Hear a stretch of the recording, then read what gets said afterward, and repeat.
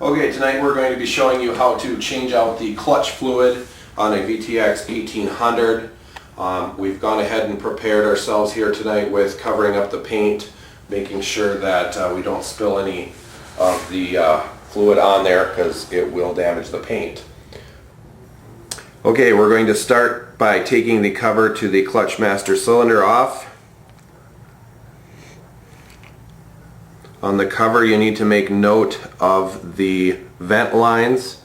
On mine here I actually have two, but make note of where that's at on yours so that when you do go and put it back on, that the vent is at the top and not near the bottom, so air can still come out the top.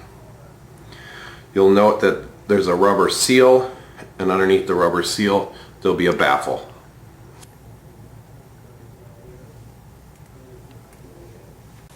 Okay, now we're going to remove the baffle that's in here.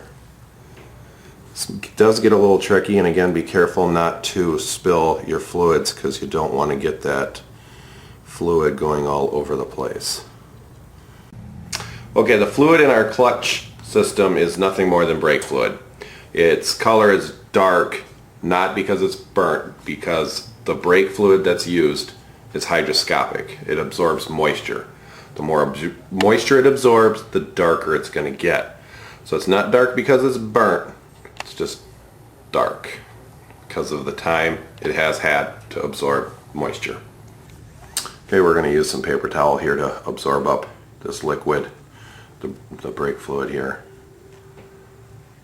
This is going to get messy, so you really need to take your precautions not to drip this stuff everywhere. Yeah, you're going to see that there's going to be some media left over in the bottom. We're going to go ahead and take a screwdriver with the paper towel and use that to get in there and get around. Now you need to really be careful of that baffle in the bottom. I'll get this out of the way and hopefully we can get a good shot of that. Okay, now that we got it all cleaned out, nice spick and span, we're going to take it down to the left side transmission cover. Okay, on most bikes the clutch slave cylinder is on the left side. On my particular bike it's behind this cover here, so we're going to go ahead and remove the 7 bolts. I went ahead and removed that cover. This is my clutch slave cylinder. The bleeder valve is located at the top. There's a rubber cap. Went ahead and flipped that off. Put my 10mm wrench on there and a 3/16 ID clear tube. Going to go ahead and stick that on the top and have it draining into our bucket. Okay, we're going to go ahead and fill up our clutch cylinder, master cylinder. Be sure not to touch the clutch lever at this point. We want to make sure we don't create any air pockets in there. The reason for the clear tube is so that when we do flow the fluid, we'll be able to see when the old is out and the new fluid is moving through. If you are new to this process in bleeding out the clutch, it may be a good idea to go ahead and fill it up, cap it, and then bleed your system. And do that because, again, if you're new to this and you pull the clutch lever too quickly, you will get fluid squirting straight up out of the master cylinder unit. Okay, we're going to do this without a power bleeder, vacuum bleeder. You can do a vacuum bleeder if you want to go out and spend however many dollars it is, but it's completely unnecessary. First thing you're going to do, and this is going to be a real repetitious process, you're going to open the line.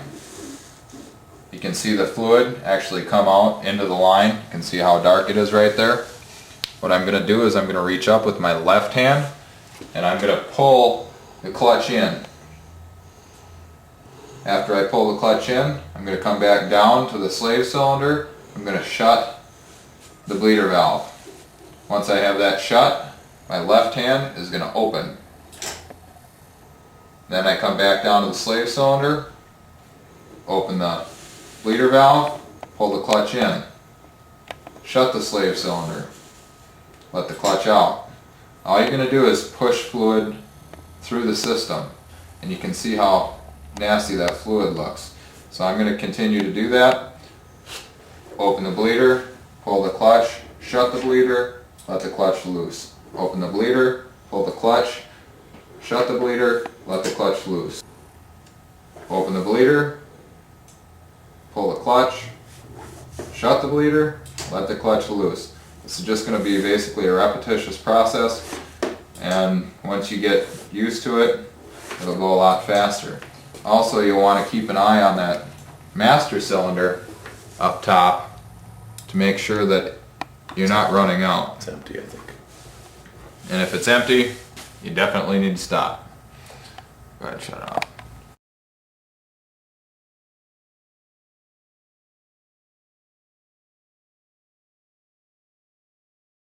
Okay, we're going to go ahead and top this off. We did go down quite a bit after about 5 or 6 pumps. So we're going to go ahead and top it off. Put on clutch fluid. Okay, we're going to do this again. Open the bleeder, pull the clutch, shut the bleeder, let the clutch loose. Okay, the fluid's looking a lot better. One thing you can do if you're kind of curious, I don't know if there's fluid in there or not, you can actually pull it off a little bit and suck a little bit of air, and you can tell where your fluid's at. It actually is filled up all the way down into the bottom of the hose. So what we're going to do is we just filled up, the fluid looks good, we're going to run 1 full master cylinder of brake fluid through it, and we're going to call it good. Okay, so now we're done with the master cylinder. It's pretty much empty up there. On the last bleed that I'm going to do, I'm actually going to open the valve and I'm going to slowly pull the clutch in, and you can watch those bubbles slowly get pushed. And I'm going to shut the bleeder. Okay, on my last pull of clutch fluid, so I know I don't have air, technically I shouldn't anyways because I've got nice clean fluid all the way through. But if I was worried about a little bit of air seeping through the hose, what I could do is I can take the clutch lever and pull it in. Right now it's pulled in, but I don't have a clear path for the fluid. What I'm going to do is I'm going to slowly open this. You can watch those bubbles move, and then I'm going to shut it right away. And what that does is the fluid is pushing out and I'm stopping it because of shutting the bleeder wrench.